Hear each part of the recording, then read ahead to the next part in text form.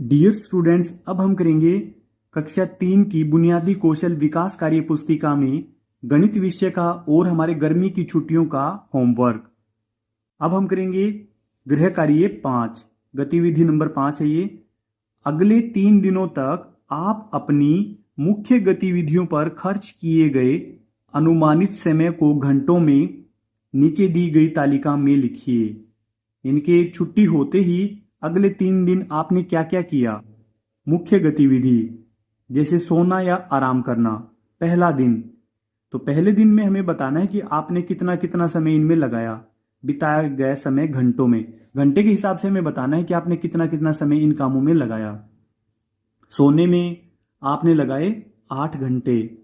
गृह कार्य में अधिकांश बच्चे ज़्यादातर गृह कार्य 2-4 दिन में ही निपटा देते हैं, तो आपने 6 घंटे इस कार्य में लगा दिए।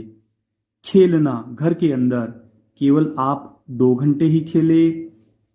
खेलना घर के बाहर, तो इसमें आप 1 घंटा ही खेले। टीवी देखना, तो इसमें आपने लगा दिए 2 घंटे। फिर है अन्य कार्य, खाना, नहाना, बड़ों की सहायता करना, इन सब में आपने लगा दिए 5 घंटे। तो इस समय को हम जोड़ लेते हैं। 8 और 6 14, 14 में 2 जोड़ेंगे 16, 17, 17 में 2 जोड़ेंगे 19, 19 और 5 24, कंप्लीट 24 घंटे हो गए हैं। अब दूसरे दिन हमने किस किस कार्य में कितना कितना समय बिताया वो हम लिखेंगे। आराम करने में, सोने में, दिन में भी सो गए थे और कुछ रात को भी सो गए थे, तो 9 घंटे हमने इसमें लगाए। हमने होमवर्क किया 5 घंटे। खेलना घर के अंदर 2 घंटे। घर से बाहर खेलना, इसके हमने 2 घंटे लगा दिए। टीवी देखने में भी 2 घंटे। आपने आज अन्य कार्य करने में केवल 4 घंटे लगाए हैं, तो इस समय को हम जोड़कर देख लेते हैं। 9 और 5 14, 14 में 2 जोड़ेंगे 16, 16 और 2 18, 18 और 2 20, 20 और 4 24, तो ये 24 घंटे आपके पूरे हो गए हैं। फिर अगले दिन, तीसरे दिन आपने क्या क्या किया। आप सोए तो उतना ही समय 9 घंटे, और गृह कार्य करने में आपने और भी कम समय लगाया। खेलना, खेलने में आप खेलें घर के अंदर 3 घंटे। बाहर खेलना, बाहर आप 2 घंटे खेले हैं।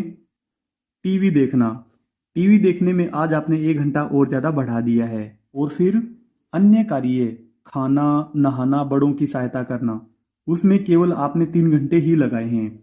तो अब इस समय को हम जोड़ लेते हैं। 9 और 4 13, 13 में 3 जोड़ेंगे 16, 16 में 2 जोड़ेंगे 18, 18 और 3 21 और 3 24, तो ये बना 24 घंटे। फिर तालिका के आधार पर नीचे दिए गए प्रश्नों के उत्तर लिखिए।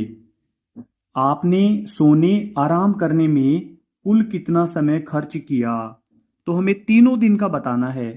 तो पहले दिन 8 घंटे, दूसरे दिन 9 घंटे, उससे अगले दिन भी 9 घंटे, तो 9 और 9 18, 18 में 8 जोड़ेंगे तो 26 घंटे। 3 दिन में 26 घंटे हमने खर्च किया है।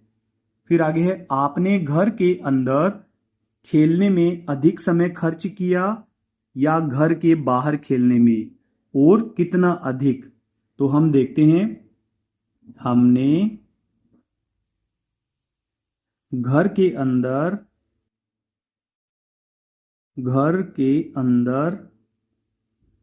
तो एक बार हम देख लेते हैं कि घर के अंदर खेलने में हमारा कितना समय लगा और बाहर खेलने में कितना समय लगा।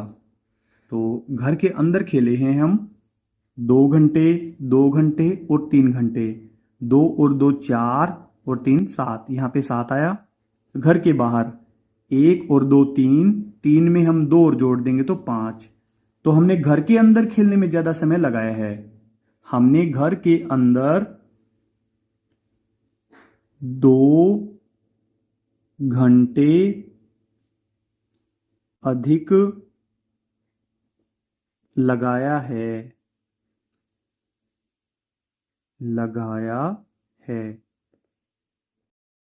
फिर अगला है, आप सबसे अधिक समय किस गतिविधि में खर्च करते हैं। तो सबसे अधिक तो सोने में ही खर्च होता है, सोने या आराम करने में। सोने या आराम करने में, या आराम करने में।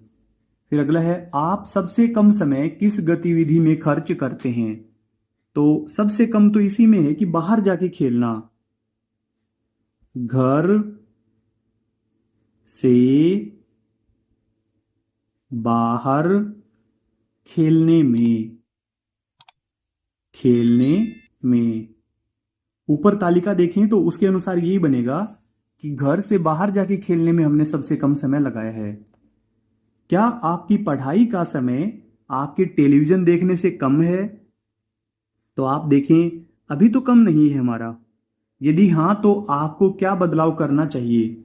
नहीं, क्योंकि अभी हमारा होमवर्क करने का समय अधिक है और टेलीविजन देखने का समय कम है, तो इसलिए हम यहाँ पे नहीं लिख देंगे। फिर लास्ट वाला, आपने अन्य कार्य, खाना, नहाना, बड़ों की सहायता करना आदि में 3 दिनों में कुल कितना समय खर्च किया? तो पहले दिन 5 घंटे, अगले दिन 4 घंटे, और उससे अगले दिन तीसरे दिन 3 घंटे। 5 और 4, 9, 9 में 3 जोड़ेंगे तो 12 घंटे हमने कुल खर्च किया है। 12 घंटे।